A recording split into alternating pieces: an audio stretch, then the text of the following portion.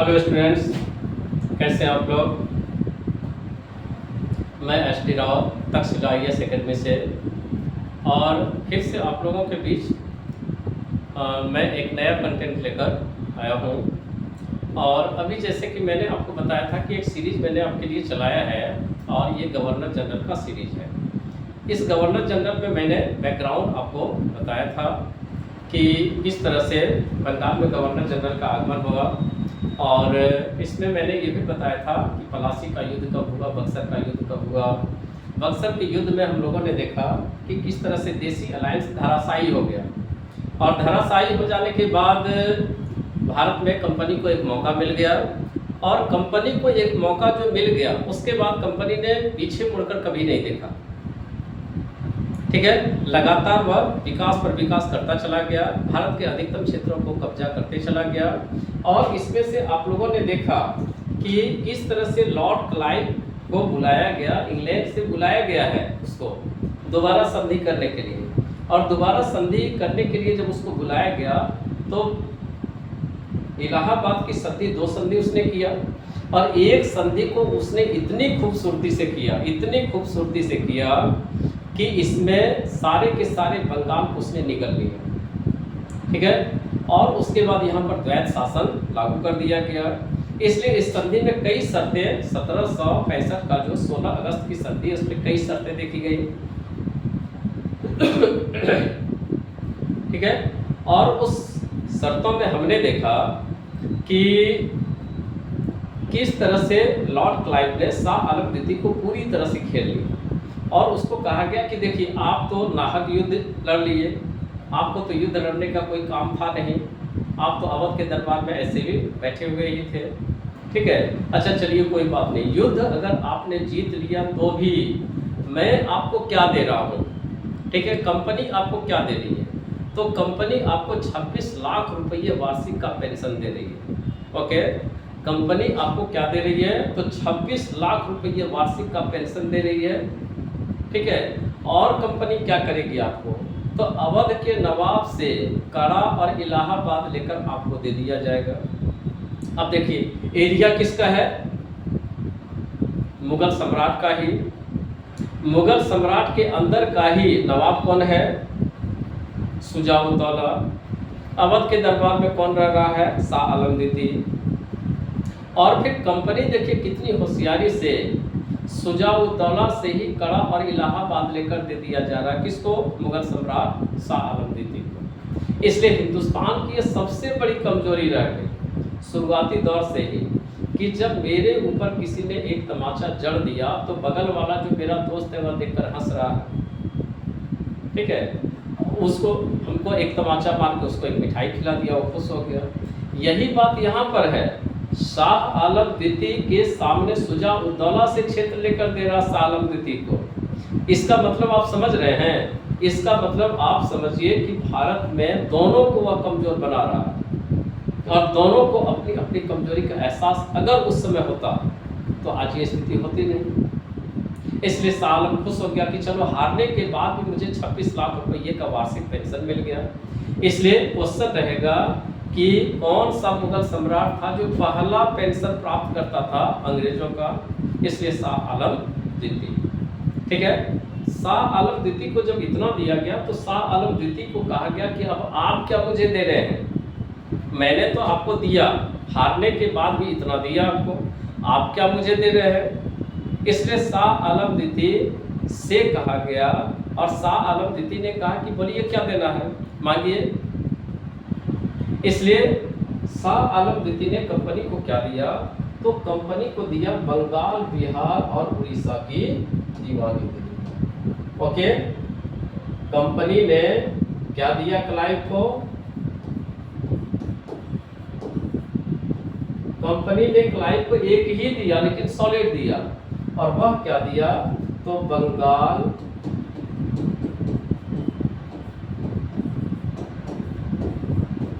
बिहार और उड़ीसा की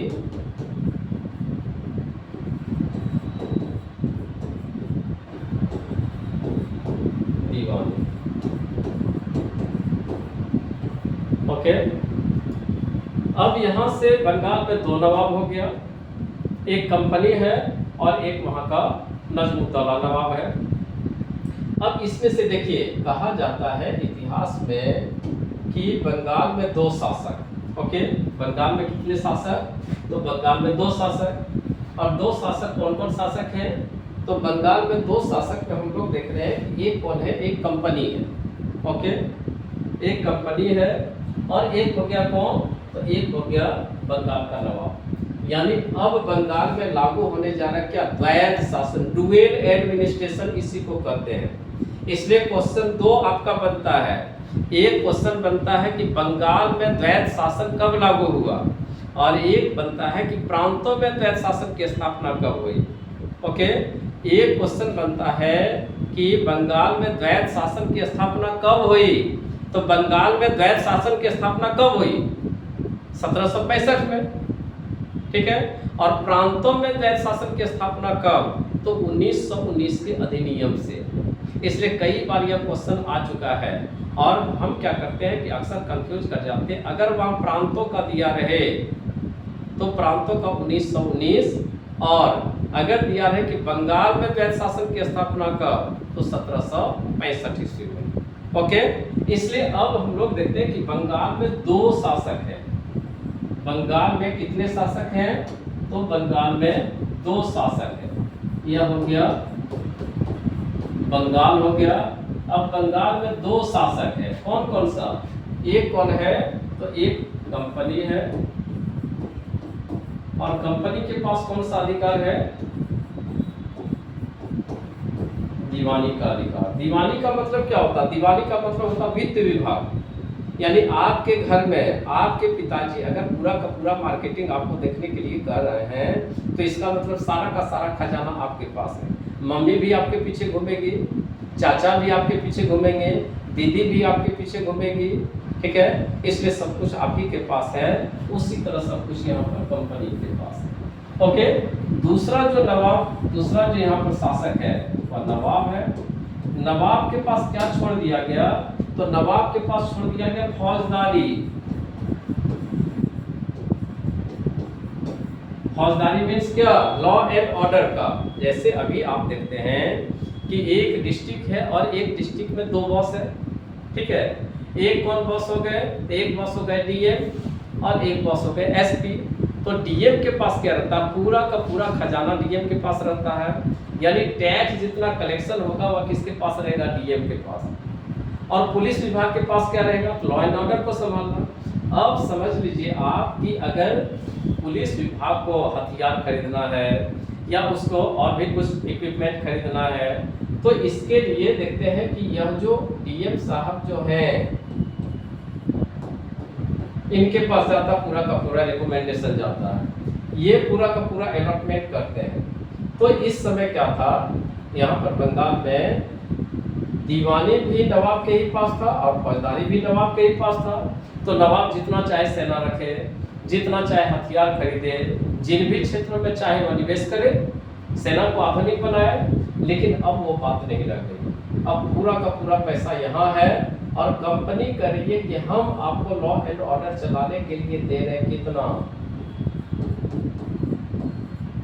53 लाख रुपए, ओके। कंपनी दे रही है बंगाल के नवाब को 53 लाख रुपए लॉ एंड ऑर्डर चलाने के लिए, और वह भी क्या, सालाना, वार्षिक दे रही है। आप समझ रहे क्या होगा इसका परिणाम। परिणाम यह होने जा रहा है कि बंगाल के नवाब को रोज रोज बदनाम किया जाएगा, और रोज रोज बदनाम करते हुए पूरी ब्रिटेन में हल्ला किया जाएगा कि यह नवाब नकारा है, क्योंकि इसको हम कितना दे रहे हैं, 53 लाख रुपया दे रहे हैं, ओके। इसलिए किसी भी चीज को हम लोग दो रूप में आकलन करते हैं। कितना दे रहे हैं, 53 लाख रुपया दे रहे हैं, ठीक है। और कितना दे रहे हैं, 53 लाख ही तो दे रहे हैं, ठीक है। इसलिए नवाब करिए कितना दे रहे हैं, 53 लाख तो दे रहे हैं, और कंपनी करिए 53 लाख दे रहे हैं। और इसी को लेकर पूरा का पूरा ब्रिटिश पार्लियामेंट में बहस छिड़ रही है कि नवाब पूरी तरह से नकारा है। अब क्वेश्चन उठता है, मेंस में क्वेश्चन उठता है, बीपीएससी मेन में या यूपीएससी मेन में क्वेश्चन उठता है कि भाई जब क्लाइव इतना जब नॉमिनेट हो गया था तो उसने क्यों छोड़ दिया बंगाल को, क्यों फौजदारी दे दिया गया इसको? तो इसका एक कारण है, और इसका कारण यह है कि अभी कंपनी चाहती है कि मैं इस क्षेत्र को पूरी तरह से न लूं। अगर लूंगा तो ब्रिटेन में हिसाब होने लगेगा कि इतना इतना पैसा आ रहा है बंगाल से और आप पैसा जा कहाँ रहा है? कंपनी तो रोज रोज वहां से लोन मांग रही है कि लोन दीजिए, लोन दीजिए, लोन दीजिए। और ब्रिटेन में जितने भी अपोजिशन पार्टी सब हल्ला कर रही है कि एकमात्र कंपनी वहां से पैसा कमा रही है, आपको मिल क्या रहा है? कई कई इस पर जांच कमेटी बैठाई गई, नई जो एनसीईआरटी है उसको आप पढ़ेंगे, कई कई जांच कमेटी बैठाई गई और कई कई जांच कमेटी बैठाकर एक 5वें जो रिपोर्ट आई थी उसमें इसको उजागर किया गया कि कंपनी ने कई जगह भ्रष्टाचार किया है और अदर कंपनियां वहां पर आवाज उठा रही है। ओके, और इसके लिए क्लाइव ने अच्छा जाल बुना कि नवाब को इतना बदनाम कर दो, इतना बदनाम कर दो कि ब्रिटिश पार्लियामेंट कहे कि कंपनी क्यों नहीं वहां पर शासन चला रही है, हम कंपनी को शासन उसके हाथ में दे रहे हैं और नवाबशिप को समाप्त कर दिया।